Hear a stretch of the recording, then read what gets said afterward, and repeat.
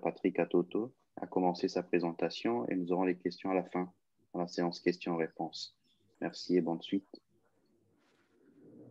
Merci beaucoup, Dr Tadé, pour cet aperçu épidémiologique. Merci, Dr Boulaboula, pour l'introduction. Vous m'entendez très bien? Affirmatif. Super, merci. Voilà, bonjour chers tous, chères toutes. Aujourd'hui, nous allons essayer de réfléchir, plutôt je préfère dire réflexion, une réflexion sur la réouverture de l'économie sur notre continent, en tenant compte de tout ce qu'il y a comme remontée des cas de COVID-19 dans cette démarche. Et donc, c'est plus ou moins compliqué parce que l'Afrique a des cultures diverses, des politiques aussi diverses par pays. Parfois, on a des législations, parfois, on n'a pas de législation. Et nous allons essayer de naviguer le long de toutes ces différences.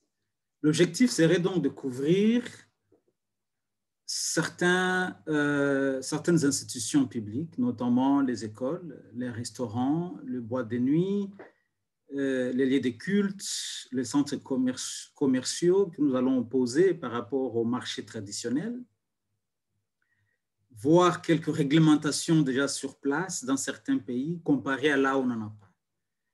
Et donc, pourquoi réfléchir sur cette question? Parce que certains pays comme l'Afrique du Sud, par exemple, dans ces pays, on a noté un lockdown ou un confinement qui est allé jusqu'à 9 mois.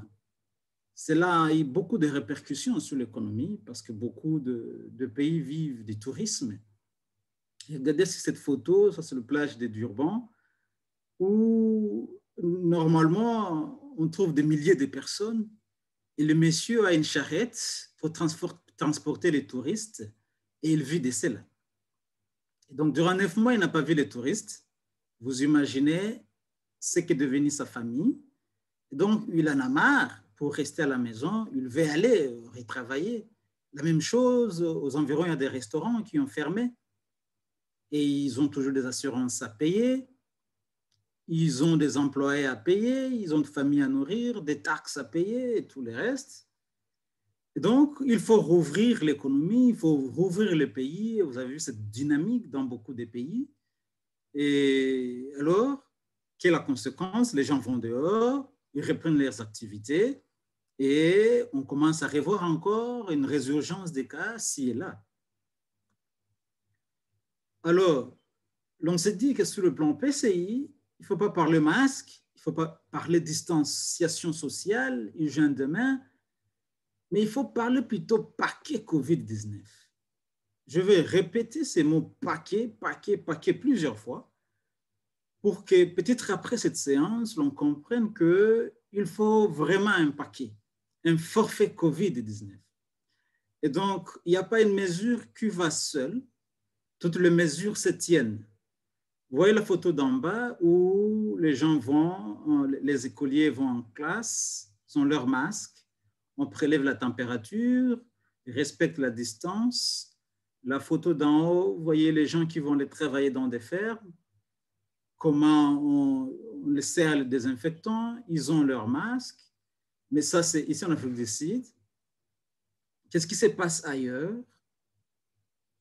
Est-ce que les gens continuent à respecter?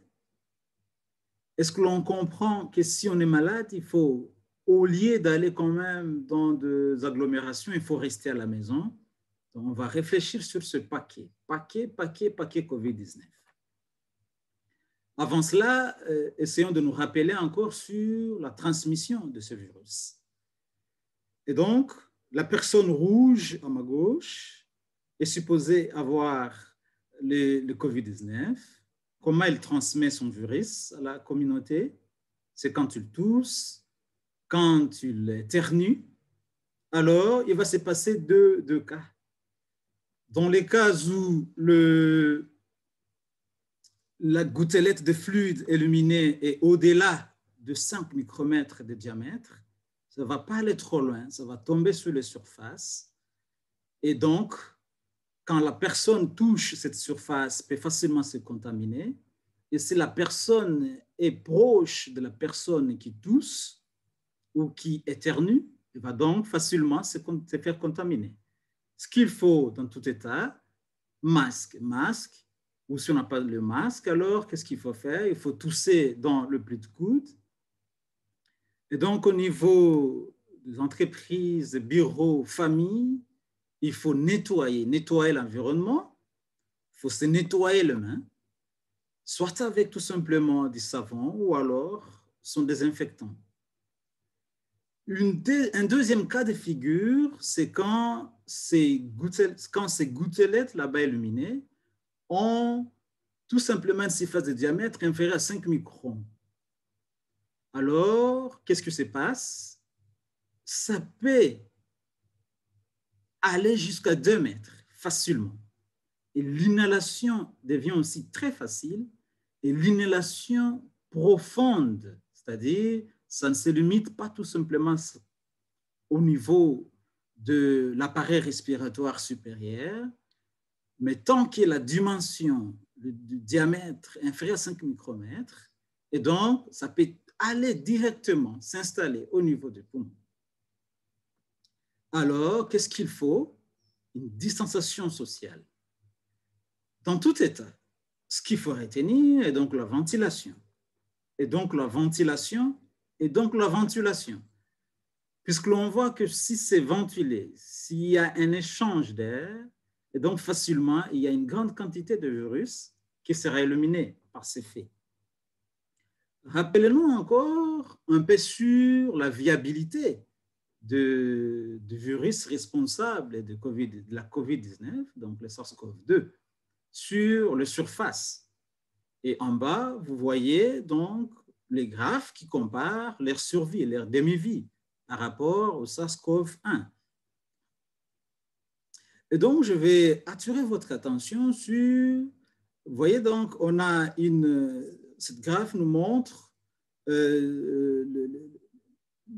relation concentration-temps, donc temps-concentration de virus sur les différentes surfaces. Regardez que sur les surfaces en acier oxydable et le plastique, le virus peut survivre pendant un temps.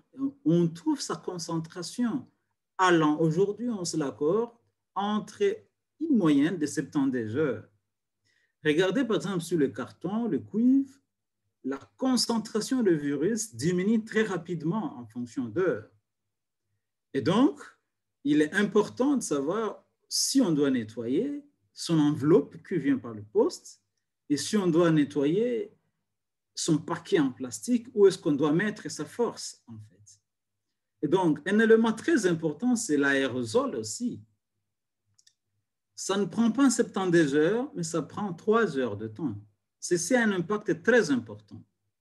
Et vous voyez que la concentration est légèrement supérieure, même jusqu'à 3 heures. Vous avez 10 exposants 2. C'est vrai, ça, c'est des conditions expérimentales, mais c'est ce qui nous donne l'évidence pour se dire que s'il y a un toucheur infecté dans un milieu clos, comme les shoppings, donc les centres commerciaux, comme l'église, comme les restaurants, dans une école, et donc 3 heures de temps après qu'il ait toussé, on retrouve encore une concentration importante du virus dans l'air, et l'on a dit, plus le diamètre est inférieur à 5 microns, plus l'infectivité aussi importante, donc ça pénètre profondément au niveau de l'appareil respiratoire inférieur.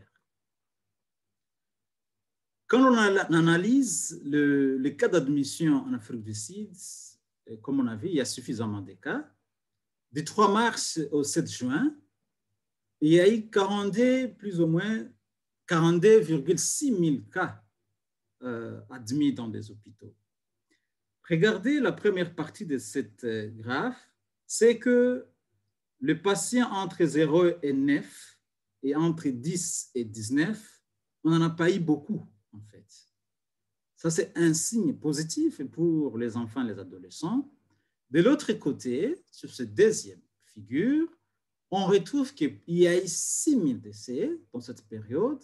Mais quand vous regardez, la bonne nouvelle, c'est que toujours dans cette tranche d'âge entre 0 et 19, il y a eu moins, presque rien comme décès.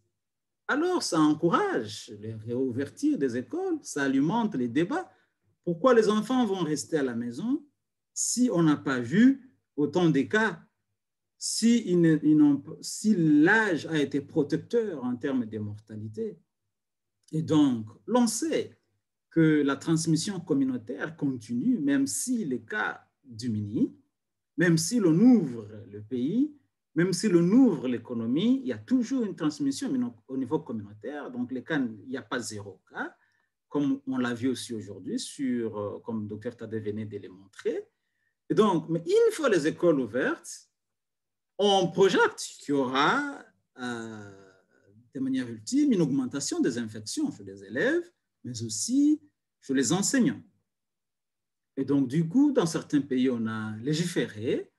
En Afrique du Sud, par exemple, depuis le 20 juillet, on a rouvert les écoles publiques aussi. Et les enfants, les adolescents, l'on sait qu'ils sont moins susceptibles d'être infectés par rapport à ces données qu'on a analysées. On a vu que les jeunes enfants sont moins susceptibles aussi de transmettre le virus entre eux, mais aussi avec les autres personnes. Les adolescents sont susceptibles d'avoir un taux de transmission légèrement inférieur ou similaire. Ça, c'est quelque chose d'important, ou similaire par rapport aux adultes, mais on le sait aussi en fonction de ces résultats que les enfants, s'ils sont infectés, ils feront des formes très bénignes. Et donc, l'on a ouvert les écoles, mais les études continuent. Alors, le débat, est-ce que les enfants doivent porter le masque? Et voilà, on regarde d'abord ce qu'on a comme évidence, une très belle étude publiée dans Emerging Infections. Ça montre que, voilà, quand on regarde les CT scans, donc la tomodensitométrie respiratoire des enfants infectés entre 0 et 5, et ceux-là qui avaient l'âge entre 5 et 17, et donc, on retrouve que les enfants entre 0 et 5 avaient présenté moins de lésions au niveau du scanner pulmonaire comparé aux autres, et cela de manière significative. Cependant, entre 5 et 17, quand on compare par rapport aux adultes, on retrouve que la différence était aussi significative. Et donc, c'est très important quand on regarde ça. Mais quand on regarde quand on regarde les enfants entre 0 et 5 et les adultes entre 18 et plus, il y a une différence significative. Les enfants ont présenté moins de lésions. Mais les enfants entre 5 et 17, comparés aux adultes d'au-delà de 18 ans, il n'y a pas de différence significative. Et donc, ils développent des lésions pulmonaires comme tout le monde. On a regardé aussi la concentration du virus, finalement, après prélèvement dans les écouvillons nasopharyngiens. Alors, qu'est-ce qu'on retrouve? C'est que les enfants, même de 0 à 5 ans, ont des ténèbres fortes, une charge virale assez importante aussi. Lorsqu'on sait qu'il y a une corrélation entre la charge virale et la capacité à cultiver le virus, mais aussi à le transmettre. Et donc, on s'est dit qu'il faudrait quand même de prudence. Il faudrait de prudence parce que la charge virale, au moment du diagnostic, est comparable à celle des adultes et l'expression par les enfants symptomatiques au début de la maladie aussi. Et les études ne cessent de montrer l'isolement du virus en grande partie comparable à celui de l'adulte chez les enfants. C'est vrai qu'il existe quelques cas isolés, mais de manière générale, on sait aujourd'hui que les enfants exhibent aussi des concentrations élevées de virus. Des différences peuvent apparaître. Une grande étude, une très, très grande étude qui est dans le média aujourd'hui, c'est cette étude du professeur Nachega de l'Université de Pittsburgh et Stellenbosch, qui a fait une bonne analyse avec toute l'équipe de réponse de la COVID-19 à Kinshasa, notamment le professeur Jean-Marie Muyembe, ils ont, dans cette étude rétrospective, analysé plus ou moins 766 patients dans 7 grands hôpitaux dans la capitale Kinshasa. Et ils ont regardé le décès intra-hospitalier, mais aussi l'amélioration clinique jusqu'au 30e jour.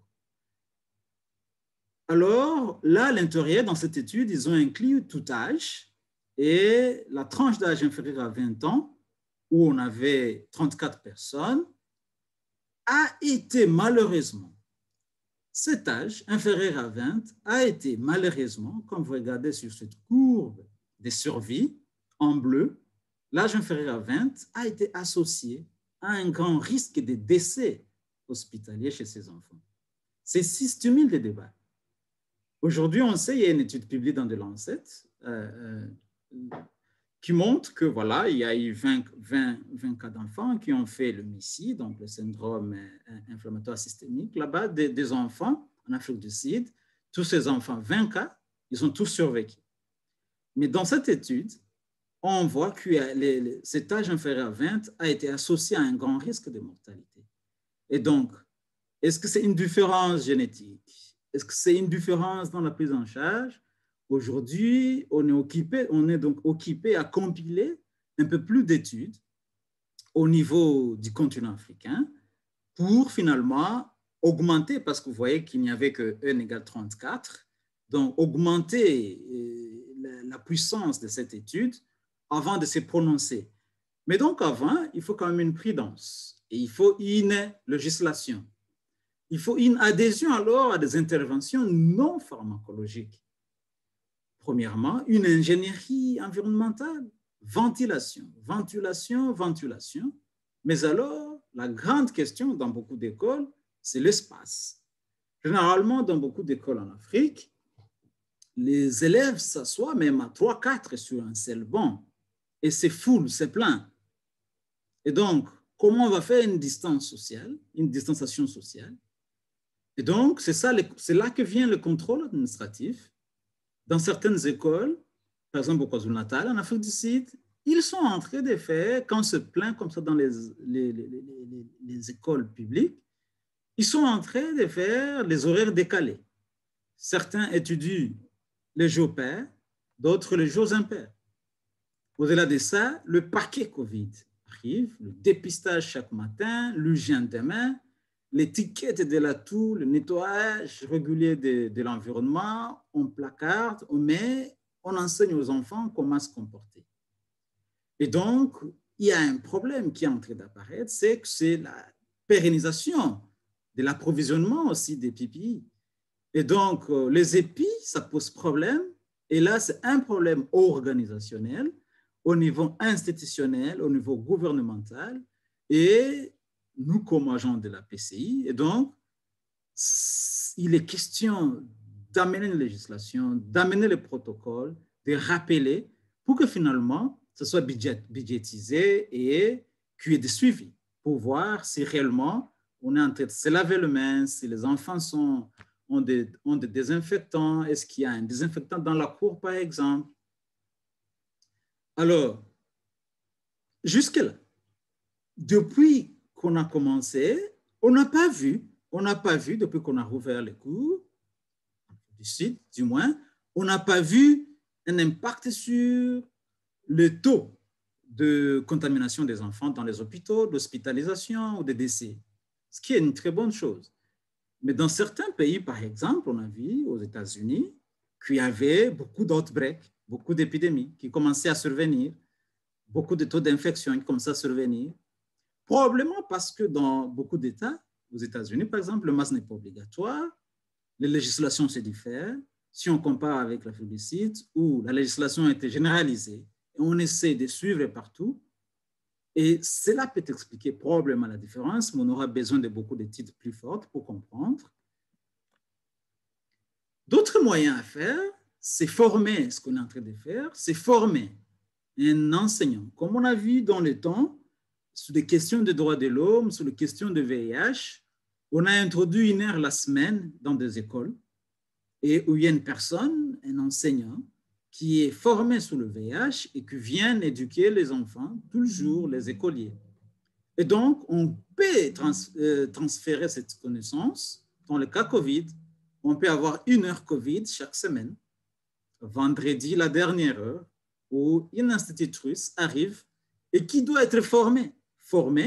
Il vient parler de COVID-19. C'est différent d'un étranger qui arrive et qui parle COVID-19 aux élèves et il s'en va. Mais s'il y a une enseignante ou un enseignant qui est formé sur la COVID-19 et il est actualisé, ça peut bien passer. Un autre problème qui est signalé, c'est l'eau. Dans beaucoup d'écoles au niveau rural, il y a un problème d'eau. Déjà au niveau familial, on n'a pas d'eau. Et donc, comment les enfants vont se laver les mains? Et là, on voit que la question est débattue un peu plus haut au niveau du gouvernement provinciaux pour aller avec des tanks, puiser, stériliser l'eau et l'offrir aux écoliers. On a tenté, est-ce que c'est possible qu'il y ait des pauses pour les enfants? Parce que toute la journée avec le masque, on a essayé de dire pause de 2 heures, mais on se rend compte s'ils vont faire 2 heures de pause, ça veut dire qu'ils ne vont pas étudier parce que le temps est très limité. On doit aller probablement à 8 heures, 12 heures dans certains pays, 8 heures, 13 heures. Donc, du coup, c'est difficile. Mais alors, on peut leur dire, voilà, le temps de manger pour ceux qui mangent à l'école pendant ces temps là-bas, voilà, on prolonge un tout petit peu de 30 minutes. Comme ça, les enfants se reposent. Mais alors, dans certaines écoles, on a mis les points. Chaque enfant, on lui donne un point à la récréation. Il doit rester sur son point là-bas. Même pour jouer, il est là, il sautille là-bas. Et comme ça, il peut aussi enlever son masque et se reposer un tout petit peu. Et donc, c'est encore des questions à réfléchir, on peut adapter. Parce que c'est difficile que les enfants, à la pause, se tiennent tout simplement debout, ils doivent bouger, mais s'il y a une guidance, on le permet de se reposer sur son petit point ou le cercle. Il peut donc jouer là-bas, les enfants savent s'occuper, et en même temps, ils se reposent un peu avec le masque. Alors, et donc, le paquet COVID-19, augmenter le lavage de mains, augmenter la ventilation, ouvrir les fenêtres, nettoyer les surfaces régulièrement. Je vais rentrer un peu sur le nettoyage des surfaces, mais alors, ouvrir les fenêtres, ça ne coûte rien. Ça ne coûte rien, ouvrir les fenêtres, ouvrir les fenêtres. Alors, de plus en plus, quand on interroge les enseignants, on se rend compte qu'ils ont eu tellement peur pour aller, parce que voilà, tout le monde est resté au lockdown, donc confiné, mais les enseignants ont dit éviter les agglomérations, mais les enseignants, ils sont obligés de quitter leur maison et aller enseigner le long de la journée. Et donc, ça fait qu'ils ont un fort stress, mais en même temps, le boulot a augmenté parce que non seulement qu'ils doivent enseigner, il ou elle doit enseigner, mais ils doivent aussi regarder si les enfants font de fièvre, si les enfants toussent, si les enfants font de diarrhée, ou donc les écoliers. Et parfois, il faut maintenant aller online. Et donc, il y a maintenant les enseignements en ligne. Ils doivent préparer les diapositives. Les enseignants de l'école primaire n'étaient pas vraiment préparés à faire ces enseignements sur les diapositives. Ils doivent apprendre les Zooms, ils doivent apprendre les Teams, ils doivent apprendre à corriger online. Et en même temps, au-delà de ça, il y en a qui, dans certains pays, doivent aller animer à la radio. Et donc, les émissions, il doit aller faire son cours à la radio. C'est autant de stress. Et donc, dans certains pays, dans certaines provinces, comme le Western Cape, par exemple au Cape Town, en Afrique du Sud, il y a des guidances. Comment prévenir les problèmes mentaux chez les enseignants? Et j'aime bien les 4 points en bas. Et donc, le premier, on dit, il ne faut pas s'empêcher d'écouter la musique. Regardez sa série préférée. Écoutez les bonnes mélodies, les bons sons, les bons éléments sonores, très important. Se reposer sur le canapé. Deuxième élément, et voilà, il faut offrir à son odorat de bonnes odeurs, si on le peut. Cuisiner son bon repas quand on est stressé, et ça aide à se relaxer, à se détendre, manger un bon repas à la maison quand on le peut. Et donc, un troisième élément important dans ces guidelines, dans ce protocole, c'est toucher les gens à la maison, embrasser les enfants. Parfois, un ami français me posait la question, il arrive une fois en Afrique, il finit sa mission, il s'est dit, mais je n'ai pas vu beaucoup de gens embrasser leurs enfants en Afrique. Bon, écoute, moi je lui dis, les Africains ont leur manière d'exprimer l'amour envers leurs enfants. Mais je me suis dit que ce n'était pas non plus mal jouer avec ses enfants, les embrasser. Et donc, l'évidence montre davantage aussi que voilà, c'est un élément qui peut aider à diminuer le stress professionnel. Quatrièmement, c'est le sport. Pas dans les grands groupes, mais voilà, aller marcher avec ses enfants, avec sa femme, avec sa fiancée, à l'extérieur, après les heures chargées d'école. C'est vraiment très important et ce protocole, il est vraiment important. Alors, quand on est chef, il faut essayer de diminuer le stress. Ce n'est pas le moment d'amener autant de repos. Je pense déjà, tout le monde veut aller et observer le paquet COVID-19. C'est déjà un grand stress. Il faut vraiment beaucoup de retenue pour diminuer d'autres stress professionnels, mutuellement aussi entre collègues. Et il faut s'encourager mutuellement aussi parce qu'il y a beaucoup de cas de burn-out, donc de surménage, qui sont maintenant signalés chez les professionnels des soignants, mais de manière particulière, on commence à les voir aussi chez les enseignants. Voilà. Des questions restent quand on ouvre les institutions publiques. On a vu partout dans beaucoup de pays, que ce soit en Europe, que ce soit en Asie, en Chine, en Afrique, les écoles étaient fermées, parfois pour 5, 6 mois. Mais quand on ouvre les écoles, on commence à pulvériser un peu partout, comme la photo d'en haut. Mais on a vu, je viens de projeter cette diapositive, où l'on voit que le virus est fragile en fait. Vous avez vu la demi-vie entre 6 et 8, même si la concentration au niveau laboratoire peut aller jusqu'à 72 heures.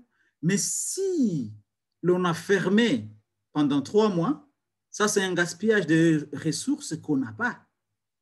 Et bien au contraire, ce qu'on recommande, garder cette ressource et aller nettoyer au moins chaque matin et le soir.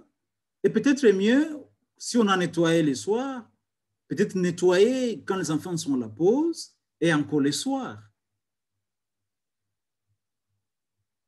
Voyez la photo d'en bas, où dans certains lieux publics, comme le marché, les gens viennent, voilà, pulvériser.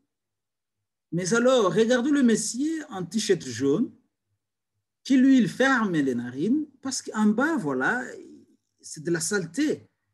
Qu'est-ce qui est priorité? Venir pulvériser ou d'abord enlever cette saleté. Et donc, c'est tout ça, l'ABC de la PCI.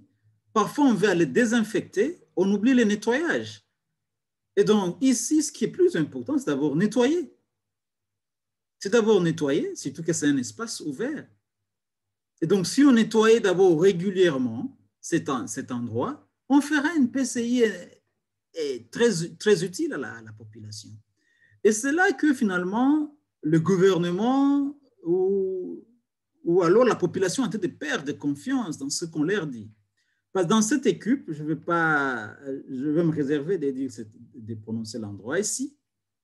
Et donc, dans cette équipe, il y a quand même le gens du ministère de la Santé, il y a les gens PCI, s'il y en a, je ne sais pas, mais alors qui passent à la télé et qui disent, voilà, nous allons désinfecter ces endroits X, Y. Mais quand la population observe ça, demain, quand vous leur dites d'autres choses, ils ne vont tout simplement pas faire. Et il y a une perte de confiance. Et directement, on s'est dit, ça, c'est plutôt un problème des politiciens. Et donc, ça ne nous concerne pas. Ceci montre qu'il y a besoin d'une formation, surtout des points focaux à différents endroits, pour guider aussi les efforts, les énergies des politiques. Les personnes doivent être formées, ça c'est très important, il ne faut pas seulement aller nettoyer. Il faut former les personnes, il faut les former et cela de manière continue. Avec un checklist. Voilà, j'ai fait ceci, j'ai fait cela. Et donc, chaque jour, il sait il commence par où, il finit par où. Et ça, c'est encore un protocole, toujours de Cape Town, qui montre qu'on peut adapter dans différentes provinces, dans différents pays, qui montre comment il faut procéder. On peut tout simplement utiliser les détergents, les savons et l'eau, c'est suffisant, mais si c'est régulier. On peut d'abord utiliser les détergents pour les désinfectants. Il faut y aller, comment il faut procéder? Aller sur surface par surface, sur une direction d'abord. Est-ce qu'il faut nécessairement les gants ou pas? Oui, c'est mieux si on a les gants, il faut les utiliser. Que ce soit à usage unique. Si on doit alors les réutiliser, il faut les réutiliser, il faut les nettoyer après le travail et il faut les utiliser que pour cet usage-là. Donc, il ne faut pas mélanger. Et donc, du coup, il faut des protocoles à certains endroits, à différents endroits, pour que les gens adhèrent à ces protocoles. Les jeunes sont restés pendant longtemps enfermés. Ils sont en train de se rappeler de leur bon temps où ils ont été dans les clubs, dans des restos. Et donc, comment il faut faire? On sait que ça, c'est des endroits les super spread, comme on dit en anglais, mais alors de super diffusion. Les risques augmentent dans le boîte de nuit. Par exemple, pourquoi? Quand on a l'alcool, quand on a pris l'alcool, voilà, on a une perte de certaines valeurs à un certain niveau d'inhibition. Et donc, du coup, on peut facilement enlever le masque. On va crier, on va parler, on va supprimer la distanciation physique, qui va aller danser avec le masque. Et donc, surtout quand on va manger, on va enlever le masque. Il y a les gens qui fument à l'intérieur. Et quand on fume, voilà, on a, non seulement on pousse très loin le virus, mais aussi il y a aussi les dioxydes de carbone qui augmentent dans les milieux, qui facilitent encore, comme c'est un polluant, qui facilitent encore les transports du virus. Et donc, du coup, mais il faut ouvrir cette économie parce que les propriétaires de ces clubs sont aussi en train de demander qu'on rouvre les clubs. Mais alors, il faut tout simplement le paquet COVID-19. La question parfois, c'est que les propriétaires des restaurants peuvent bien adhérer aux lois, mais les gens qui arrivent, les gens qui viennent manger, les gens qui viennent danser, eux, n'y adhèrent pas. On va donner un exemple. Le finaliste de 6e année des humanités au Cape Town, voilà, ils ont tout simplement choisi ces clubs parce que, voilà, on vendait l'alcool à moitié prix. Ils sont arrivés, ils ont bu, ils ont enlevé le masque, ils ont dansé sérieusement. Et après, on a vu, bon, voilà, il y avait 38 cas là-bas. Après un temps, on a eu 89 élèves finalistes qui ont infecté tous. Après un moment, on voit la tranche d'âge, 15% des personnes infectées étaient entre 15 et 25. Après, ça continue à bondir d'un ami à un autre, puisque beaucoup d'écoliers, et ça c'est une photo de Bukavu par exemple, beaucoup d'écoliers, voilà, ils n'adhèrent plus à ces guidelines, le port de masque, et jusque maintenant, on trouve 557 cas confirmés. Et donc, 195, soit 35% entre 15 et 25. Et donc, c'est des événements super spread, de super diffusion. Et ça, ces alcools, la vente d'alcool à moitié prix, par exemple, ça, c'est le bureau PCI, le ministère de la Santé, on devait décourager de publicités comme ça. Mais alors, l'industrie alimentaire et de la vente de boissons a vraiment eu des problèmes par rapport au confinement dans beaucoup de pays. On voit ici, par exemple, au Cape Town, où finalement, les propriétaires des restaurants, tous les gens qui travaillent au restaurant, ils sont partis manifester dans la rue. Ils disent, voilà, vous êtes en train de nous tuer. Parce qu'en Félicide, ils ont carrément, à un moment donné, supprimé la vente d'alcool, la vente de tabac. Et ça a aidé. C'est des mesures qui ont vraiment aidé à désengorger les urgences, le temps qu'on comprenait la maladie et tout. Mais on a donc vu les gens qui étaient dans la rue, tout simplement, en train de marcher. Mais alors, vite, il faut faire les guidelines et c'est mieux d'aller dehors, extendre son business en dehors, manger à l'extérieur, mettre les tables à l'extérieur. Les gens qui viennent manger, c'est mieux de diminuer le groupe de socialisation.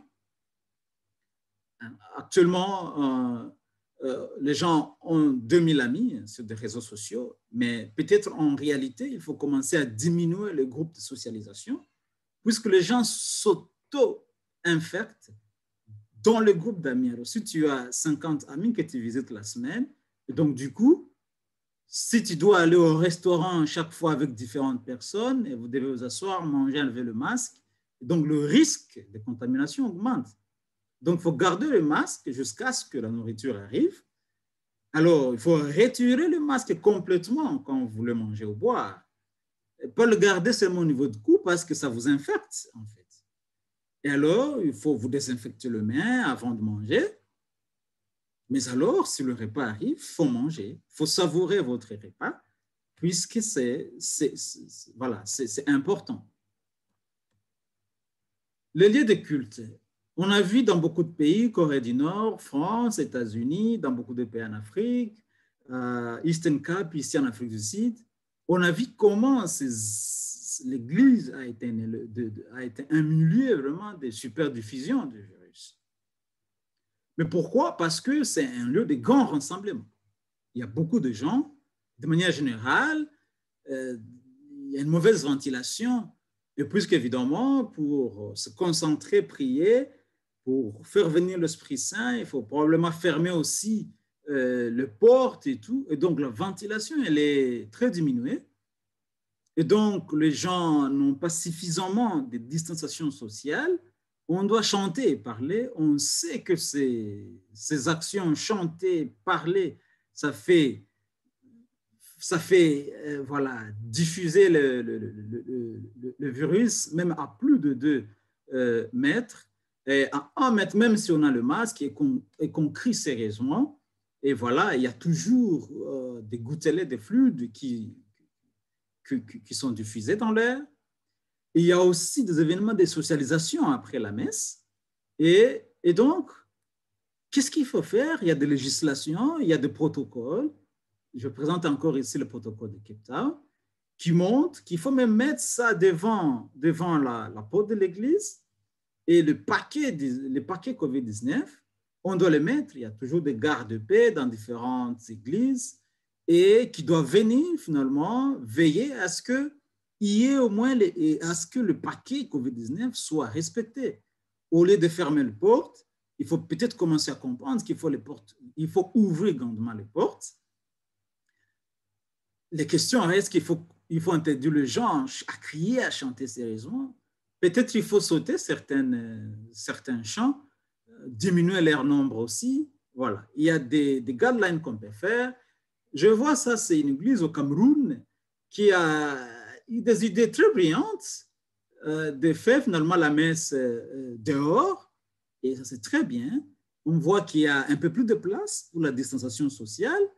Et donc, il y a beaucoup d'idées qu'on peut faire. Et c'est très gai, les enfants, ils suivent la messe dehors. Et voilà. Les chances de contamination sont très moindres à ce niveau-là. Quand on essaie d'évaluer les sports, puisque voilà, il y a aussi les fanatiques d'Arsenal qui doivent aller, n'est-ce pas, au stadium, il faut qu'on reprenne le rugby, etc. Et donc, la guidance actuelle, c'est qu'on essaie de classer les exercices ou le sport en 2 sortes. Les sports de l'extérieur et les sports de l'intérieur. Ces sports de l'extérieur où il y a quand même, ça exige le grand groupe comme le rugby, le football, les sports nautiques. De manière générale, il faut réduire le temps dans les vestiaires d'abord. Probablement, même au lieu d'aller dans le vestiaire, que le reste, comme on fait pour les temps de prolongation, qui reste tout simplement dans les stades. C'est encore plus mieux. Je prends par exemple dans beaucoup de pays, comme en Afrique du Sud, on accepte que les gens, que seulement les sportifs aillent au stade, puisque voilà, les multi-choses, les DSTV, les Canal+, ça doit vivre aussi toutes ces chaînes de sport et ça fait entrer l'argent aussi, donc pour l'économie. Mais alors, ce qu'on fait en Afrique du Sud, c'est que personne n'aille au stade, qu'on suive ça à la télé. Voilà, donc on peut toujours adapter, mais il faut se dire pour les gens qui vont aller là-bas, s'ils sont testés régulièrement, les joueurs, et donc tant que c'est à l'extérieur, le risque va de faibles à nuls, de moyens élevés, seulement surtout pour le rugby, parce que voilà, là, il faut parfois se tenir, et voilà. Pour les sports qui s'exercent à l'intérieur, comme les arts martiaux, comme dans les salles de gym, voilà. Et donc là, tant que c'est des petits groupes et que l'on peut garder la distance et qu'on peut assurer la ventilation des salles, le risque va de moyens faibles. Les sports de natation, ça, le risque est faible à nul, tant qu'on peut garder la distance sociale. Et dans ces sports, il n'y a pas vraiment besoin de porter le masque. Mais il y a des sports très compliqués, comme il y a des endroits comme les saunas. Ça, c'est très compliqué. Mais puisque ces gens demandent aussi de rouvrir, qu'est-ce qu'il faut leur dire? Il faut que ce soit plutôt les petits groupes, de préférence les gens qui se connaissent. Hein? Mais le risque, il faut toujours dire que le risque est très élevé là-bas. En réalité, en principe, ça devait rester fermé. Et surtout qu'il n'y a pas de ventilation là-bas, c'est impossible de porter le masque dans les saunas, etc.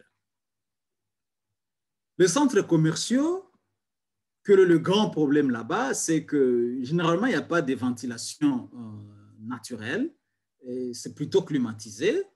Et ce qui est important à exhumer là-bas, c'est le paquet COVID-19, parce que les centres commerciaux doivent rester, quels que soient les pics COVID-19, ça doit rester ouvert parce que les gens ont besoin de s'approvisionner. Mais alors, qu'est-ce qu'il faut dire aux gens? Paquet COVID-19, masque facial, désinfectant, distance. Et quand il y a beaucoup de gens, il faut réguler. On s'est dit, voilà, et on a déjà plus ou moins 50 personnes à l'intérieur, les autres, vous attendez. Quand on diminue encore de 30%, voilà, de 50%, les autres entrent. Et ça, certains pays, on est en train de respecter ça. Mais ce qu'il faut faire maintenant, ce qu'il faut diminuer, il faut réduire son voyage au mall. Il faut, au lieu d'aller chaque jour payer un article, il faut peut-être payer pour une provision d'une semaine si le moyen le permet. Et si on fait généralement beaucoup de temps là-bas, il faut réduire aussi son temps parce que parfois, les gens, voilà, dans le temps avant Covid, on savait aller juste au mall ou au supermarché, juste lécher les vitrines. On pense que c'est en train de nous échapper et que peut-être il faut réduire des voyages comme ça. Et si on se sent malade, il ne faut pas aller dans ces agglomérations parce qu'on sait qu'on va exposer les autres. Il faut rester à la maison. Alors, il y a des marchés traditionnels où la législation est très difficile et où beaucoup de nos grands-mères et beaucoup de nos frères vont s'approvisionner. Et ça, c'est une photo, par exemple, au marché de Bukavu hier. Comme vous voyez, il n'y a personne qui porte le masque. Ça, c'est une photo d'hier dans un marché à Lubumbashi, donc à l'est du Congo. Vous voyez, il y a une seule personne qui porte le masque là-bas, dans toute cette agglomération ici. Et donc, avec quelques amis de l'université de Lubumbashi, on a essayé de voir, l'université de Lubumbashi, c'est au Congo, on a essayé de voir la connaissance quand même, les pratiques, les attitudes des gens qui arrivent au marché, les gens qui vendent et les gens qui viennent acheter. Qu'est-ce qu'ils disent par rapport à la COVID-19? Qu'est-ce qu'ils savent par rapport à la protection, etc. Et donc, cette étude est pilotée par un collègue qui s'appelle Trésor Kohangana de l'université de Lubumbashi. On a pu inclure en tout 347 personnes. Voilà, 83% étaient de sexe féminin. Là, c'est étonnant qu'au début de l'épidémie, évidemment, quand l'étude a eu lieu, il n'y avait que 30% des personnes interrogées qui avaient une connaissance plus ou moins correcte par rapport à ce qu'était la COVID-19. Une question très importante que nous avons vue, c'est qu'il n'y a que 12% de la population là-bas qui avait confiance à ce que le gouvernement disait et sa capacité de pouvoir manager la crise. Par contre, 98% de la population s'occupait de son problème alimentaire. Qu'est-ce qu'on va manger demain? Est-ce que cette maladie ne va pas nous, est-ce que ça va nous tuer par rapport à la faim? Puisque si on fait 2 jours sans y aller, comment on va survivre? Alors, la question est tellement importante parce que dans cette étude, on retrouve que voilà, il y a même de mécanismes qu'on met là-bas, comme vous voyez sur cette diapositive, pour se laver de l'eau. Le collègue, quand il est arrivé là-bas, il regardait pour 30 minutes combien de personnes, par exemple, qui se lavaient les mains. Et voilà, personne ne se lavait les mains. Et peut-être une, après, ou deux après 1 heure. Mais pourquoi? Parce que les gens ne se sentent pas concernés par rapport à la diffusion de messages. Parfois, les spots publicitaires sont tout simplement en français et peut-être les gens qui vont dans ce marché ne parlent pas bien français. Et parfois, on met des placards en anglais. Et donc, on a donné des recommandations pour voir est-ce qu'on peut interroger, est-ce qu'on peut insérer la société civile dans la lutte, la PCI, etc. Et donc, il y a besoin maintenant, après autant de temps dans la crise, de venir réévaluer, de faire une deuxième étude et peut-être aussi l'étendre dans beaucoup de pays africains pour voir ce qu'il en est. Et donc, quelle guidance on peut faire par rapport aux centres commerciaux, mais aussi à ce marché traditionnel? Pour les centres commerciaux, et donc voilà, le paquet COVID, mais aussi et surtout la distanciation sociale est très importante. Et quand vous voyez à la partie droite, comment protéger les gens dans le marché populaire, essentiellement le masque, le désinfectant ou alors le lavage de mains, ça c'est la distance. Mais cela, ça mérite qu'il y ait une confiance gagnée du groupe PCI, du groupe gouvernement, pour que la population adhère à ces protocoles. Il existe aussi ce qu'on appelle les écoles d'initiation, où les jeunes, de manière générale, vont se faire circoncire, où les jeunes vont aller se faire initier à certains rites, à des rituels coutumiers. Dans beaucoup de pays africains, ça existe, et ça existe encore, et malheureusement, on ne pense pas à des guidances ou à des protocoles pour ce groupe.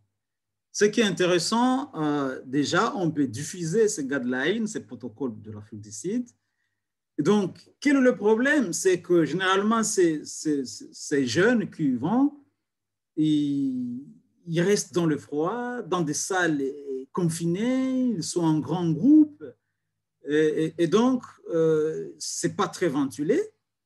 Et il y a aussi toutes les règles d'asepsie, d'antisepsie ne sont pas respectées, ce qui fait que 35 à 48% de ces jeunes finissent par faire des infections. Et quand on compare à ceux qui ont eu leur circoncision, par exemple, à l'hôpital, ceux-là qui se sont fait circoncire au niveau traditionnel présentent un risque double, parfois plus, d'infection et de faire des hémorragies. Mais après cette initiation, après ce rituel, il y a aussi des festivités, des cérémonies qui s'organisent au village. Ça veut dire l'enfant, le jeune est devenu mature, et donc tout le village est heureux, alors on fait des fêtes, on n'observe pas la distanciation sociale. Et c'est comme ça qu'on trouve parfois alors des zones, plus ou moins les zones chaudes dans des endroits où on s'est dit, mais comment il y a un taux aussi élevé dans ce milieu? Et donc, il faut des guidances là-bas aussi. Et on a, par exemple, en Afrique du Sud, il y a le confinement à 5 niveaux. Les traditionnels, les leaders traditionnels ont vraiment poussé pour qu'on ouvre ces rituels parce qu'ils ne pouvaient pas comprendre que les enfants dépassent leur âge de maturité sans aller dans ces rituels. Alors, du coup, le gouvernement a permis ça au niveau 1. Et alors là, qu'est-ce qu'on a fait? Il a fallu créer des comités locaux qui devraient travailler avec le groupe de riposte COVID dans chaque province, où on a implémenté quelques activités. Et donc, il faut à tout prix que les enseignants, le superviseur, le jeune initié, avant d'aller dans ces activités, qu'ils présentent un résultat négatif de la COVID-19, on initie quand même le superviseur à ce qu'on appelle quarantaine. Si un enfant présentait une fièvre là-bas, comment il faut la mettre? Il faut le mettre en quarantaine. Voilà, la distanciation sociale. Donc, le paquet COVID, si ça peut se passer à l'extérieur, c'est tant mieux pour qu'il y ait une bonne ventilation. Pas de partage de matériel après qu'on ait utilisé chez une personne, qu'on utilise chez l'autre, parce que coutumièrement, c'est ce qui est recommandé dans beaucoup de pays, mais alors, dans cette circonstance, il ne faut pas. Alors, et donc, il y a aussi les cérémonies des fêtes, on a légiféré par rapport à ça, il y a un protocole, il ne faut pas le faire la nuit, il faut le faire entre 8h et 17h, où on sait voir tout le monde. Il faut diminuer un peu d'alcool, hein? Il faut diminuer des fêtes très, très, très importantes pour que voilà, cela diminue les taux aussi de transmission. Mais aussi, il faut, parce que c'est finalement beaucoup de jeunes qui sont dans cette activité, il faut y mettre peut-être un médecin aussi du gouvernement qui aille voir ce qui se passe là-bas. Parce qu'il y a des chirurgiens et leurs assistants qui font ces opérations. Et comment ils les font? Est-ce qu'ils ont le masque? Est-ce qu'ils respectent les paquets COVID-19? Est-ce que ces gens qui viennent là-bas, les visiteurs, qui viennent donner la nourriture, est-ce qu'ils sont aussi en train de respecter les paquets COVID-19? Voilà autant de questions. Et c'est donc très bien, il y a un protocole sur ça qu'on peut toujours élargir dans d'autres pays. Alors, comment pleurer ses morts? Ça, c'est très compliqué parce que chez nous, les Africains, le funérail, c'est vraiment important, c'est pas seulement comprendre que personne meurt, n'arrive pas à la maison pour le dernier hommage au travail et tout le reste. Mais donc, dans les temps de COVID, il faut, plus, parfois, quand on était au niveau 5, 4, 3 et 2, on n'acceptait que 50 personnes au deuil. Maintenant, c'est plus ou moins 100 personnes qui peuvent entrer à l'intérieur, mais alors on favorise à ce que les événements se passent de plus en plus à l'extérieur, qu'on passe moins de temps avec le cadavre, et qu'on utilise peut-être une équipe des experts, des spécialistes, et pour le nettoyage du corps. Et ça, c'est de plus en plus en train d'être intégré parce que c'est de plus en plus bien légiféré et qu'on évite un peu des cérémonies pendant la nuit. Mais alors, parce que les gens, ils passent la nuit ou bien les nuits là-bas, plus ils doivent manger, plus ils doivent boire. Et vous connaissez bien comment ces dés se passent. Et donc, du coup, les gens sont collés entre eux et s'ils doivent manger, vous voyez que c'est vraiment un temps de se contaminer. Et donc, il est possible de légiférer. Dans certains pays, on a dit tout simplement qu'il ne faut plus aller amener le corps, l'enterrer dans des villages, parce que là-bas, il faut faire des voyages, c'est plus de 1000 personnes qui suivent le cortège, mais plutôt, il faut utiliser les endroits publics pour ça.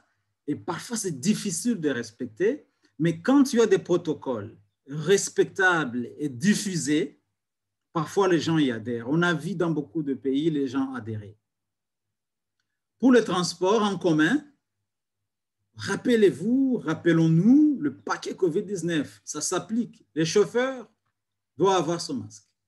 Le passager et tous les gens là-bas qui sont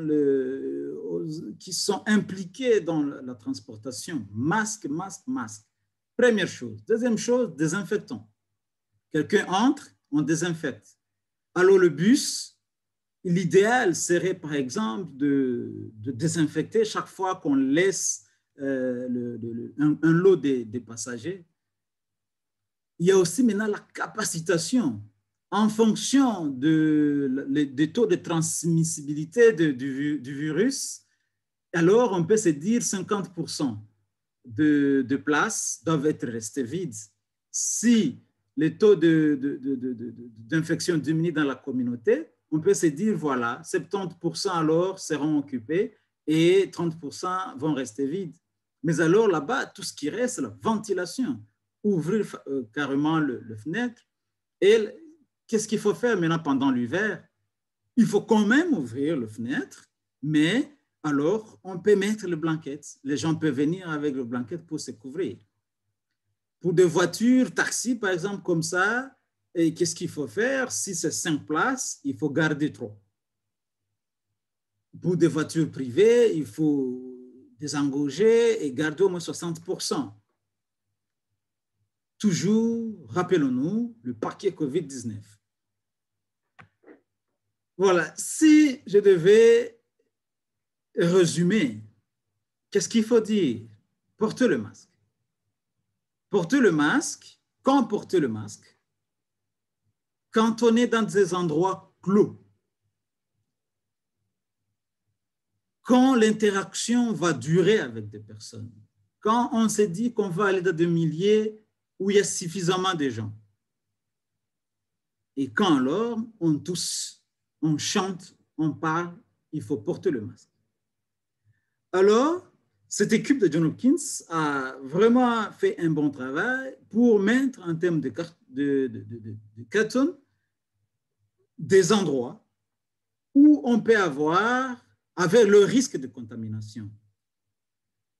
Quels sont les endroits où le risque de contamination est très, très, très bas?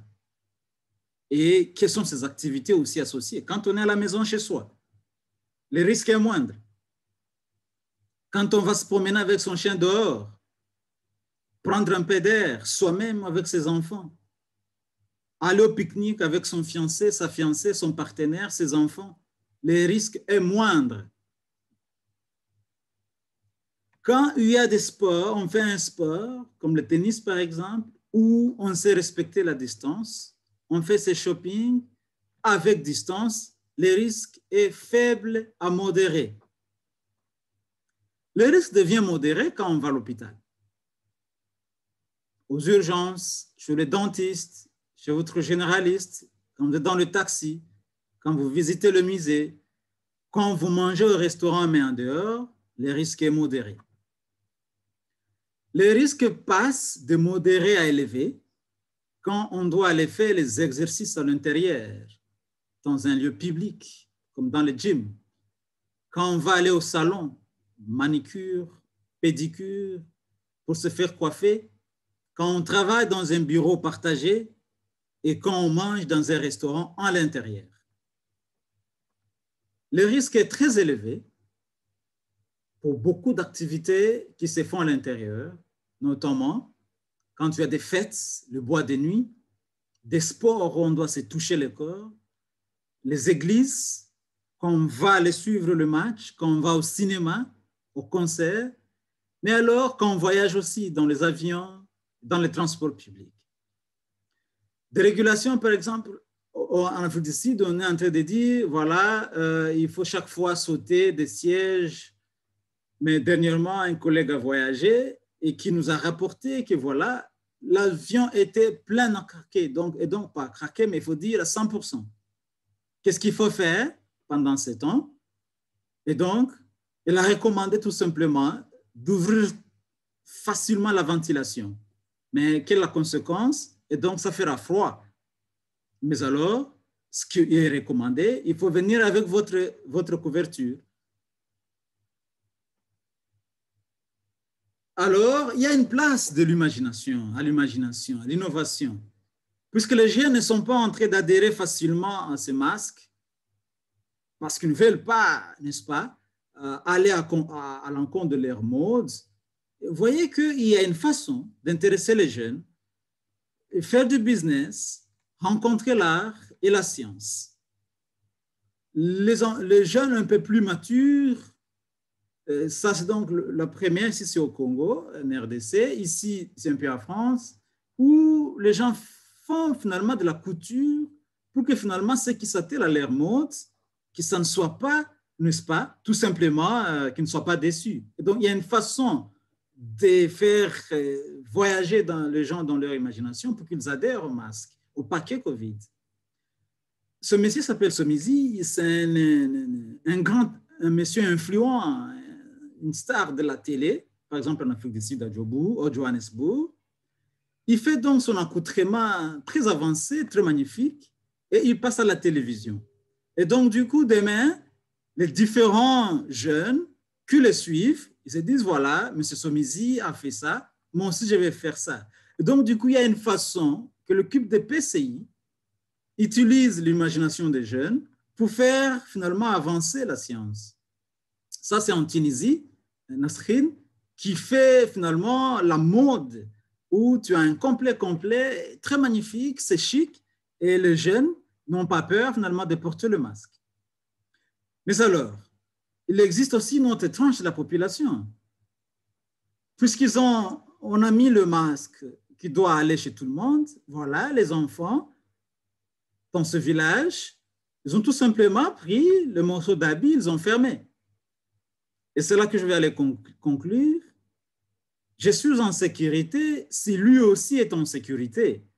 Et donc, il y a une place pour la charité aussi, il y a une place pour de l'imagination, il y a une place aussi pour, n'est-ce pas, le Ubuntu. L'Ubuntu, c'est une très bonne philosophie du Nobel Mandela qui disait « tu es parce que je suis ». En fait, c'est ça ce qu'il faut pour l'Afrique. Voilà les ressources. Il y a ces très bons bouquins publiés le mois passé par l'OMS. Les différents professionnels de santé peuvent l'utiliser pour avoir toutes ces guidances. Il y a aussi le CDC Africa qui, sur ce website, prédispose de beaucoup de ressources. L'Afrique du Sud, j'ai signalé beaucoup de guidelines, des protocoles, surtout le Western Cape. Donc, le Cape Town a finalement beaucoup de guidance. Et donc, on peut toujours les consulter. Tout en vous remerciant de votre attention, je remercie aussi l'Union africaine, le CDC Africa, ICANN et Prof Métard. Merci beaucoup. Merci, Dr Katoto, pour cette brillante présentation, comme d'habitude.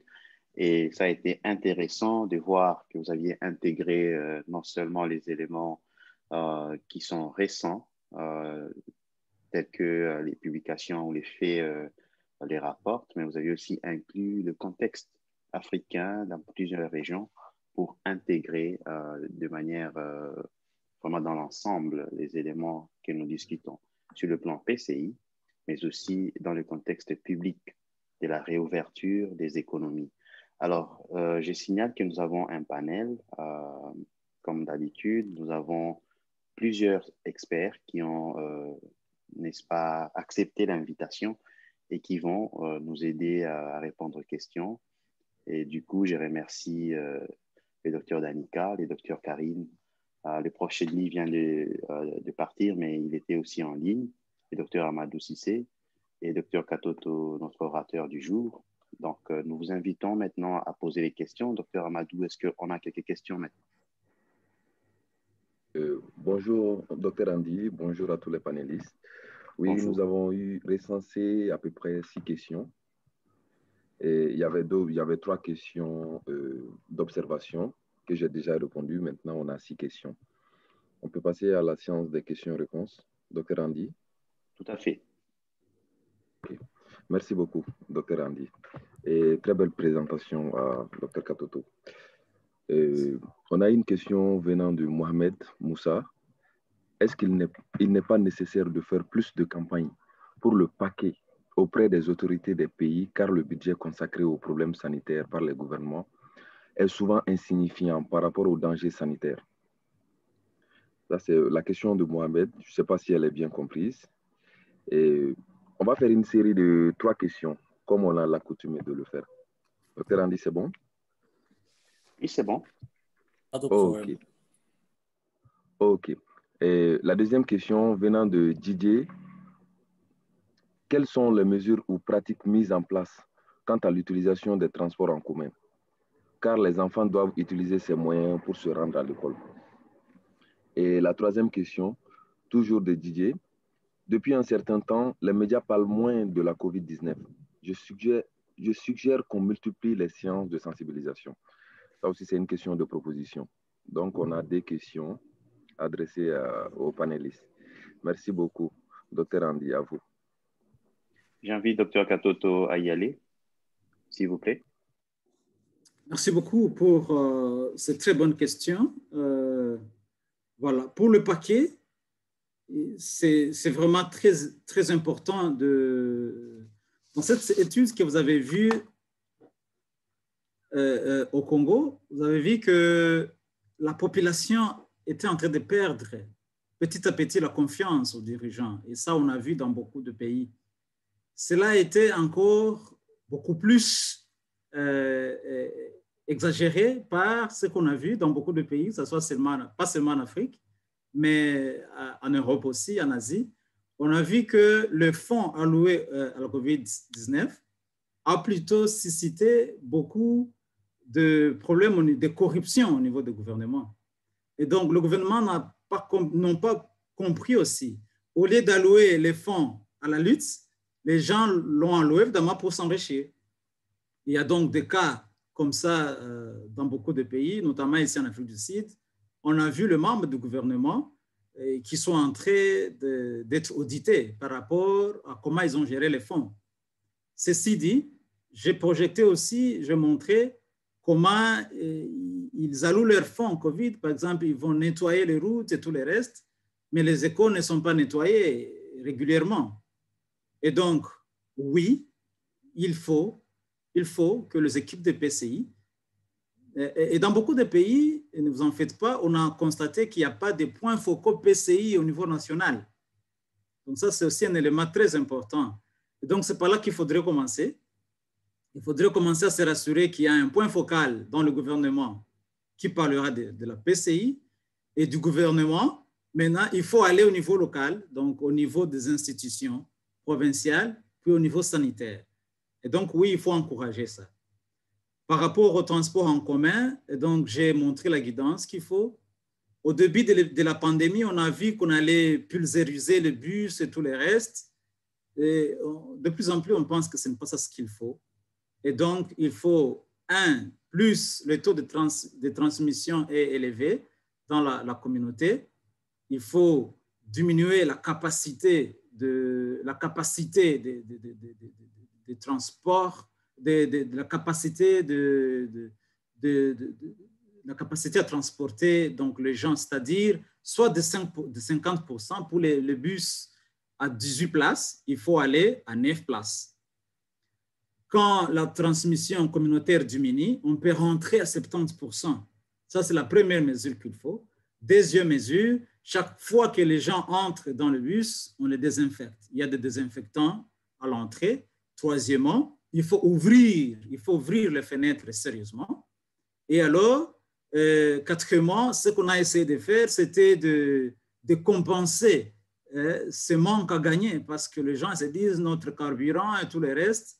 Le gouvernement a essayé de compenser avec un incentive les taximens, les chauffeurs de voies publiques ici en Afrique du Sud, mais ça n'a pas marché. Et donc, du coup, ce n'est pas là qu'il faudrait aller, mais il faudrait aller surtout sur l'adhérence aux guidelines, l'adhérence au paquet COVID-19. Docteur Boulaboula, à vous. Merci, Dr Katoto. Je pense que vous aviez couvert les éléments essentiels. En effet, dans plusieurs pays africains, on a un problème. Il n'y a pas de programme national de prévention et de contrôle des infections. Donc, les efforts sont dans le sens où nous allons finalement arriver à cet état, mais idéalement, comme vous l'aviez dit, on doit avoir des points focaux. Donc, les points focaux sont dans un programme national de PCI et qui se répercute sur les niveaux sous-national ou en province. Donc, ils ont des représentations et ils ont des guides directeurs, ils ont des documents pour clarifier comment ils doivent fonctionner et travailler. Donc, s'il y a un répondant en termes de PCI et il y a une guidance ou des guides directeurs, on va arriver comment dire, à canaliser. On va arriver à canaliser les efforts des sensibilisations, d'éducation et d'implémentation des programmes PCI. Voilà ce que je peux ajouter par rapport à ce que le Dr Katoto a dit déjà. On peut passer à la deuxième question. Docteur Oui. Ok, merci beaucoup. Merci beaucoup, docteur Andy. J'entends une voix il y a un commentaire. faible. Karine, Oui. allez-y. Ah, ok, d'accord.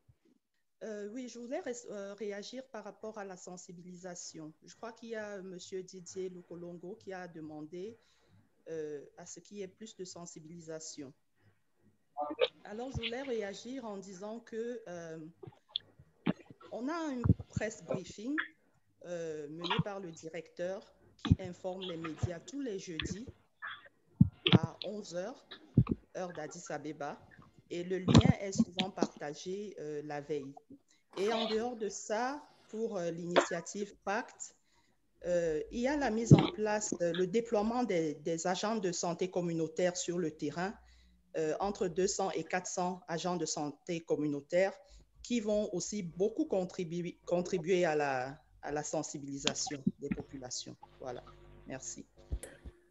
Merci Karine pour votre commentaire. Si je peux vous compléter, en fait, on constate qu'il y a un défi par rapport à l'engagement communautaire. Effectivement, comme Karine vient de le dire, Africa CDC a lancé l'initiative Pacte, Pacte qui est le partenariat pour l'accélération de tests de COVID. Ça comporte 3 volets. Le premier volet, c'est l'augmentation des tests de COVID. Le deuxième, c'est le déploiement des agents de santé communautaire. Ici, beaucoup de pays en Afrique ont déjà bénéficié de ce soutien. Et bientôt, la RDC, le Congo, le Sao Tomé-Principe, le Burundi, mais aussi le Tchad et le Cameroun. Donc, on espère que ces agents de santé communautaire vont effectivement couvrir ce volet de l'engagement communautaire et la communication de risque afin que ce soit l'augmentation, bien sûr, des tests, parce que on constate qu'il y a certaines régions, notamment l'Afrique centrale, qui enregistrent peu de tests.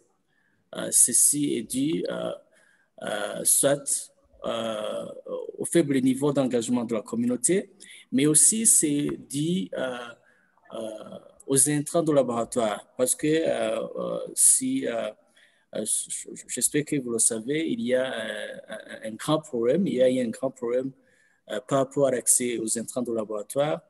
Donc, avec, bien sûr, le premier volet de l'augmentation des tests par rapport bien sûr, au lancement de la plateforme d'Africa CDC, plateforme d'achat des intrants de laboratoire, mais aussi couplé avec le déploiement des agents de santé communautaire, on espère que ce défi-là sera relevé. Merci.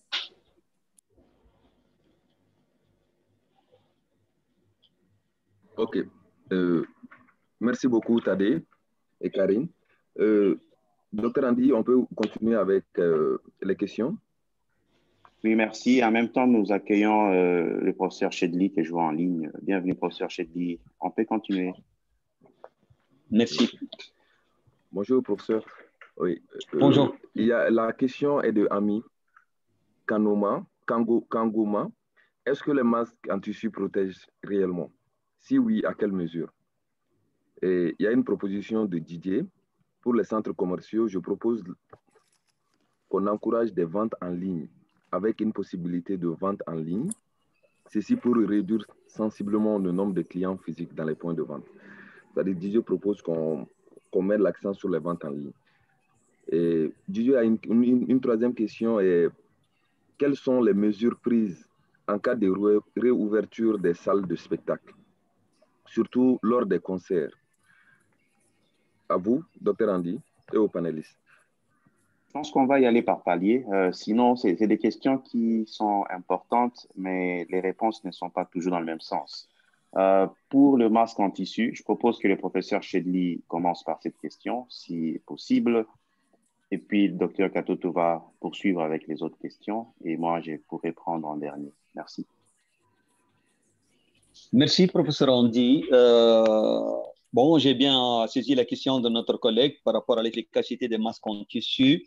Déjà la dernière fois, professeur Andy, je crois que vous avez partagé un lien qui parle des critères de qualité pour la fabrication de masques en tissu qui seront efficaces.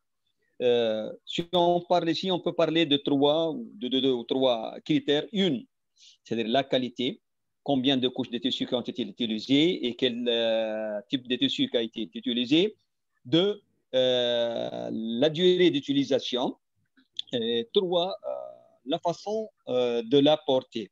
Alors, un masque en tissu, s'il répond aux critères de fabrication qui ont été déjà proposés par l'OMS, même Africa CDC, il y en a des documents qui ont été dans ce sens-là, et même CDC Atlanta. Alors, si le masque répond à ces critères-là, et si le masque a été porté pour une période bien déterminée, bien sûr, comme on le dit pour les autres masques, une moyenne de 4 à 6 heures sera, on ne doit pas la dépasser. Et bien sûr, elle doit couvrir du nez au menton. Je crois qu'on peut parler de l'efficacité. À l'heure actuelle, on voit dans beaucoup de pays, il y a beaucoup de fantaisie dans la fabrication avec des couleurs, avec des trucs comme qui aillent jusqu'au nez. Il y a des trucs plus ou moins qui varient. Mais malheureusement, ce qu'on notifie, même ici en RDC, je suis maintenant, il y en a quelques-unes qui ne répondent pas aux critères par rapport au tissu et la taille de ces masques-là. Sinon, elles seront efficaces si on observe ces trois conditions. Merci à vous, professeur Andy. Merci, professeur Chedli. Je pense que vous aviez donné tous les éléments essentiels. Je pourrais peut-être dire il faut être sûr que cela couvre très bien ou touche la peau, autour du nez, autour du menton, autour des joues, bien ajusté par rapport à vos reliefs faciaux. Donc, c'est rassuré qu'à tout moment, ce masque-là vous couvre réellement du nez au menton. Docteur Katoto, vous pouvez alors poursuivre avec les questions qui vous sont réservées. Merci. Voilà, merci. Vente en ligne, très très bonne idée. Et donc, beaucoup de banques ont vite commencé à préférer que finalement, il ne faut pas venir même à la banque. Il faut aller prendre suffisamment de cartes Visa, de cartes crédit qui vous permettent d'acheter en ligne. Ça, c'est la première chose. Donc, je vois cette tendance déjà. La deuxième tendance, c'est beaucoup de boutiques commencent à mettre en ligne le repas, les habits, les instruments, voilà, les instruments et tout le reste. Donc, en ligne, comme vous avez vu, Amazon, par exemple, a multiplié sa recette, c'est à cause de ça. Donc, les gens vont beaucoup plus en ligne. Mais alors, il y a aussi le delivery. Donc, on peut aussi commencer à délivrer à partir de la maison. Vous payez en ligne, on vous délivre tout, même voilà, le végétaux et tout et tout. Ça, c'est quand on le paie. Mais la réalité en Afrique, c'est que le squelette, le squelette, c'est que ce n'est pas tout le monde qui a d'abord un compte en banque. Hein? Et donc, ce n'est pas tout le monde qui ira là-bas. Deuxièmement, de manière générale, on a vu que les cybercriminality, donc les problèmes de criminalité sur Internet a augmenté. Donc, les gens se font vider leur carte bancaire en allant en ligne. Et donc, là aussi, il y a une culture. On doit apprendre à ne pas cliquer sur tous les liens. On doit apprendre à avoir les antivirus dans nos machines, sur nos téléphones, pour que finalement, on va apprendre à ne pas sauver notre mot de passe sur les outils qu'on utilise. Et donc, pour diminuer cette criminalité sur Internet.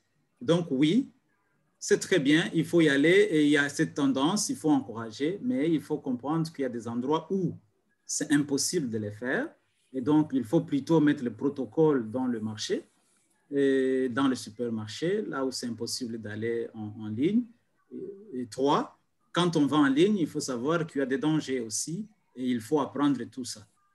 Alors, la réouverture des salles de spectacle, qu'est-ce qu'on a fait? Il y a un mois, quand on ouvrait toutes les activités, on a laissé donc les concerts de côté ici en Afrique du Sud. Qu'est-ce qui s'est passé? On a vu que les artistes ont commencé des marches dans toutes les villes, à Johannesburg, Cape Town, Durban.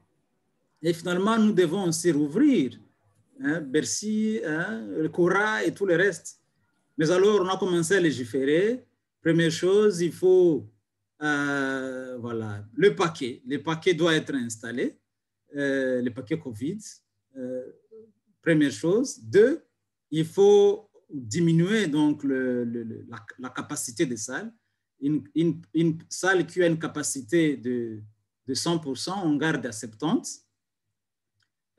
3, alors il faut favoriser le concept, par exemple, en plein air. En plein air, et c'est là qu'il faut peut-être aller. Dans le stade, c'est encore mieux dans le stade que dans une salle enfermée.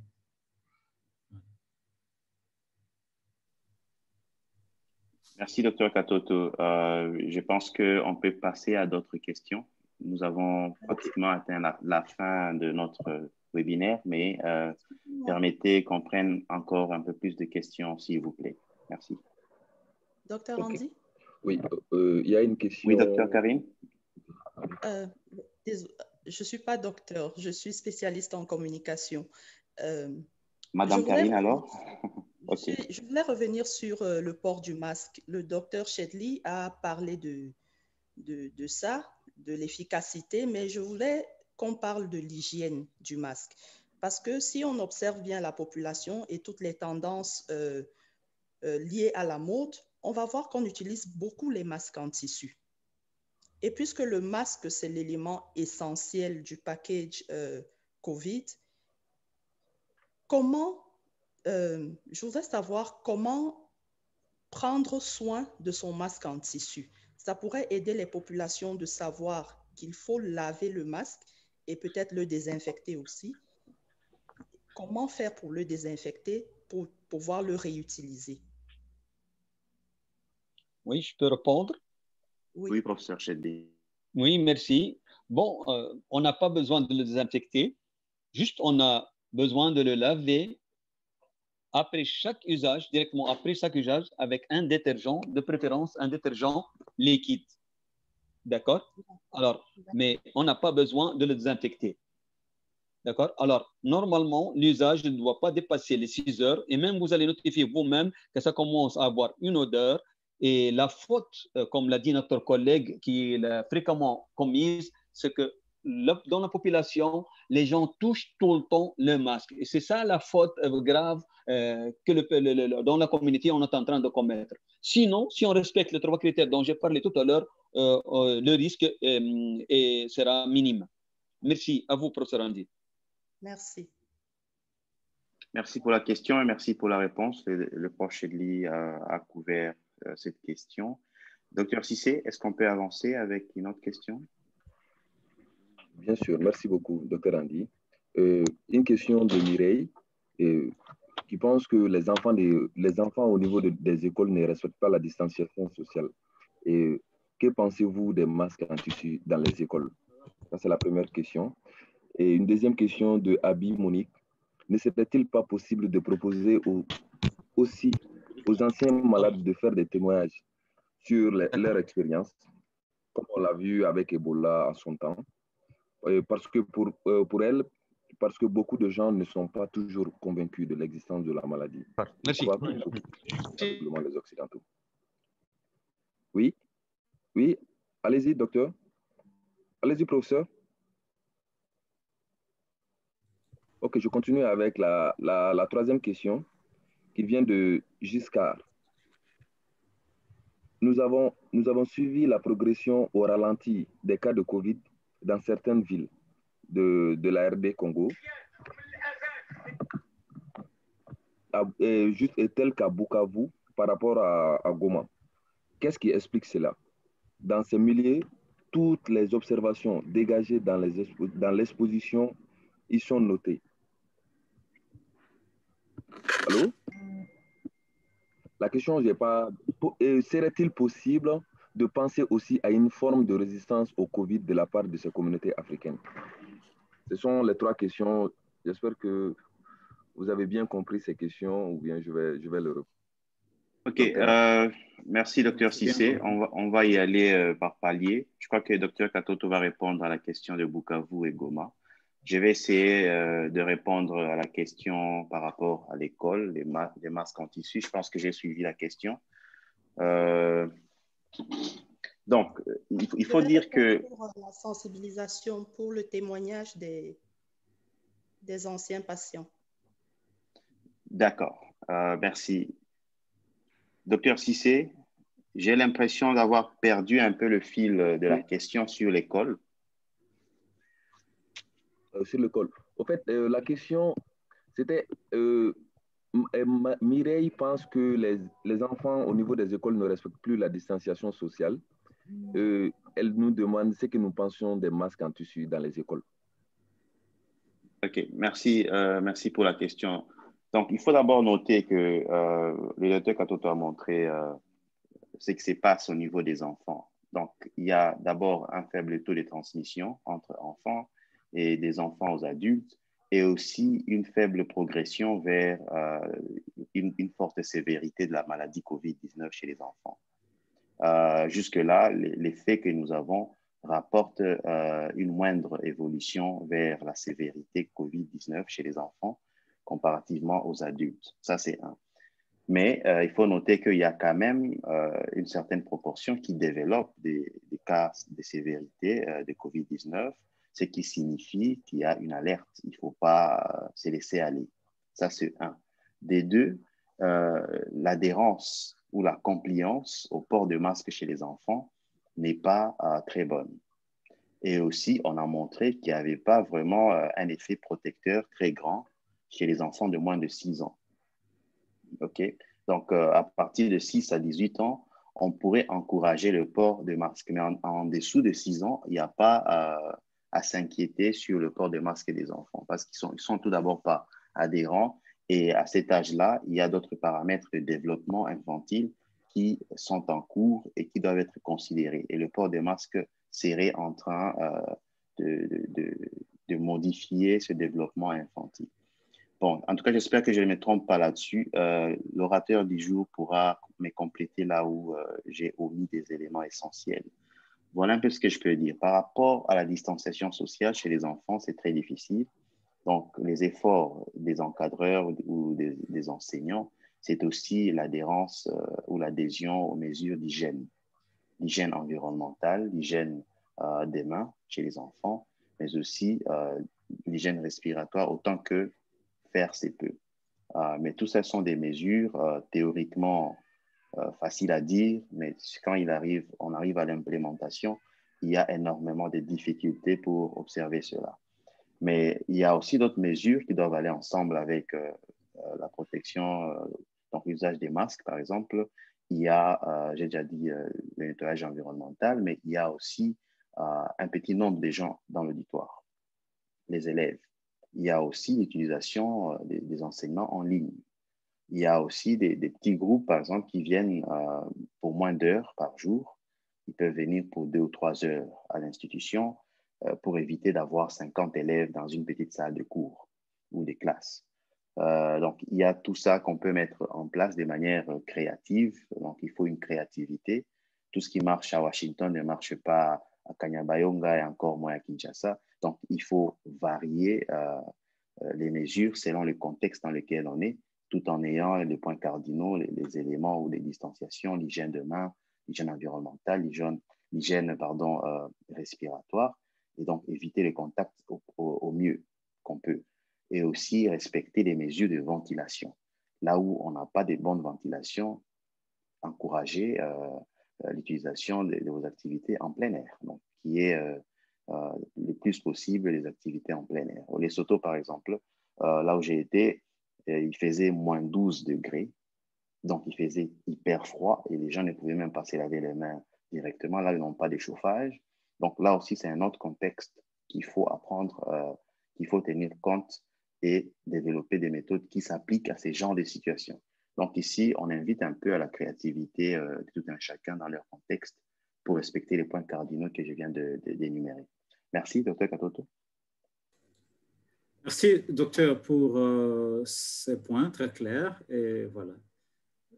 Il y a toujours, c'est la personne qui a posé la question, cherche à avoir d'autres informations. Il y a toujours d'autres canaux ici, le Telegram, pour continuer les débats. Voilà. Par rapport à la question que m'est posée, je pense que c'est une bonne suggestion, témoignage des anciens malades pour faire comprendre aux gens que vraiment la COVID-19 existe. Ça, c'est une très bonne idée. C'est une très, très bonne idée parce que ces témoignages, on a commencé que les anciens patients COVID-19 passent à la radio, passent dans les églises, donnent leurs témoignages, surtout celui qui a séjourné en soins intensifs, qui a eu un peu d'oxygène. Donc, il a été proche de la mort. Et quand il témoigne, on a vu ça, on a commencé aux États-Unis, il passe à la télé chaque fois, à la CNN. Dans beaucoup d'endroits, on commence à faire ça. Ça, c'est un. Et de deux, ces patients, évidemment, on sait maintenant qu'ils ont des complications, les anciens patients COVID. On a le syndrome post-séjour aux soins intensifs. Ils ont le problème d'asthénie physique généralisée qui dure pendant longtemps. Ils ont un problème de séquelles neurologiques qui commence. Il était tôt, on pensait, de parler d'une fibrose respiratoire, mais on voit déjà une bonne série publiée par le professeur Guy Richard de l'Université de Wits, une bonne série de patients qui ont des fibroses respiratoires post-Covid. Et donc, du coup, ces patients vont revenir dans nos institutions. Il faudrait finalement sensibiliser et qu'ils nous aident aussi à sensibiliser. Donc, le personnel soignant peut utiliser ces clubs des anciens de COVID, de la COVID-19 qui vont commencer à rentrer probablement dans les jours qui viennent dans les hôpitaux et finalement pour sensibiliser davantage. Deux, alors, progression ralentie à Bukavu comparé à beaucoup d'autres villes au Congo, mais aussi en Afrique de manière générale. Est-ce qu'il y a une résistance de la population par rapport au COVID-19? Ça, c'est très bon. C'est une très bonne chose. Ça. On aimerait bien qu'il y ait une résistance, mais en tout cas, non. Donc, on n'a pas encore de données probantes pour dire que les Africains ont résisté. Mais jusque-là, on est encore dans la voie des hypothèses de manière générale. Alors, on pense que le fait que les Africains passent plus de temps à l'extérieur les protégerait. On pense que, voilà, l'effet, probablement, il y aura des réactions croisées avec d'autres virus qui circulent en Afrique. On pense donc qu'il y a beaucoup plus de vitamine D chez les Africains. Parce que vous savez qu'il y a des conflits dans les données sur le rôle de la protection de vitamine D. Une fois en Afrique du Sud, la vitamine D a disparu sur le marché parce qu'évidemment, tout le monde voulait en avoir, regarder chez lui à la maison. Mais les études se contredisent du jour au lendemain. Est-ce que la vitamine D protège ou pas? Dernièrement, il y a encore deux grosses études qui ont montré probablement que la vitamine D protégerait. Voilà. Et l'Afrique, les Africains n'en manquent pas vraiment avec tout le soleil qu'il y a. Ce n'est pas le soleil qui protégerait. On pense probablement à cette vitamine D. Donc voilà, c'est encore des hypothèses. Ça, c'est d'un côté. Des hypothèses encore en Afrique. On sait, par exemple, pour l'Amérique latine, les réactions croisées avec la dengue protégerait. Donc, vous savez qu'il y avait aussi probablement le BCG protégerait. Donc, il y a autant de débats. Pour l'instant, disons que ce sont des hypothèses. Il n'y a rien qui est confirmé. On ne sait pas encore ce qui a protégé l'Afrique. Deux, est-ce qu'il y a un problème, par exemple, de dépistage pour une ville par rapport à une autre? Pourquoi une ville est contaminée par rapport à une autre? Un, les législations en place. Est-ce qu'en place, l'équipe PCI, le gouvernement, la réponse, l'équipe de la riposte, est-ce qu'elle est plus forte comparée d'une province par rapport à une autre? Vous voyez, par exemple, cette province où, je vous montre, où il y a tous les guidelines, surtout déjà. Et donc, s'ils vont implémenter cette province, on attendrait qu'il y ait moins de cas comparé à d'autres. Mais connaissant les deux provinces, Bukavu et Goma, quel est le vrai problème, par exemple? À Goma, on sait qu'ils ont eu une expérience avec la récente épidémie d'Ebola. Et donc, il y a eu des structures. Le premier labo en dehors de la capitale Kinshasa a été mis à Goma. Et donc, du coup, c'est facile qu'on dépiste là-bas. Par contre, à Bukavu, il y a eu moins de tests. Et donc, si on ne teste pas, on ne saura pas trouver le vrai cas. Et de l'autre côté, on ne sait pas aussi calculer l'excès de mortalité, parce que tous les cas de décès ne sont pas enregistrés à l'hôpital. Mais vous comme moi, vous savez qu'il y a autant de décès qui sont survenus de mars à juin dans des maisons, qui n'ont jamais été enregistrés.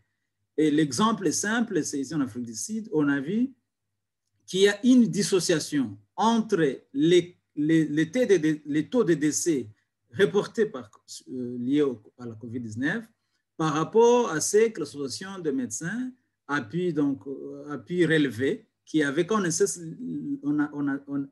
on cherche l'excess mortality rate, donc l'excès de mortalité durant la période, on a vu qu'il y a des décès qu'on ne sait pas justifier.